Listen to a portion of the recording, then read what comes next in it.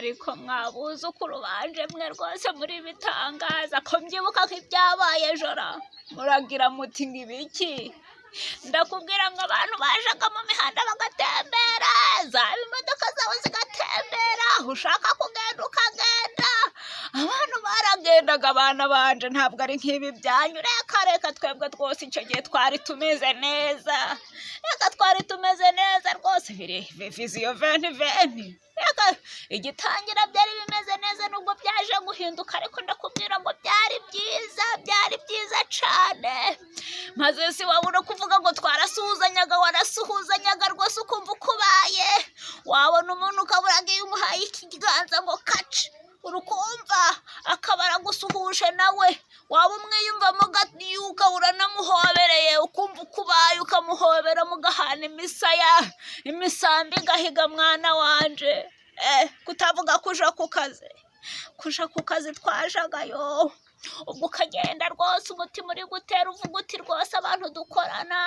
nk'uko mbiyumvamo ndabahobera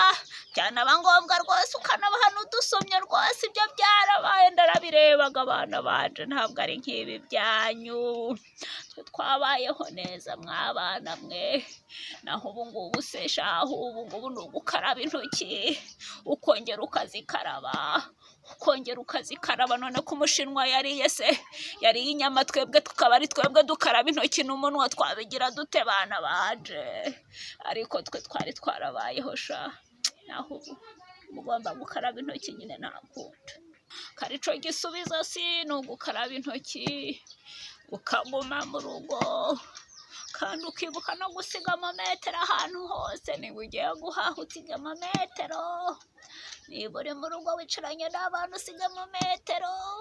iyo metero uyisigamo nico gisubizo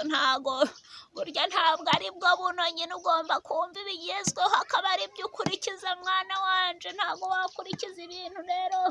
natwe twabaye ubu natwe turi kugenda turabyiga nubwo turi abakecuru dushaje imvi zibaye uruyenzi ariko ubu ngubu natwe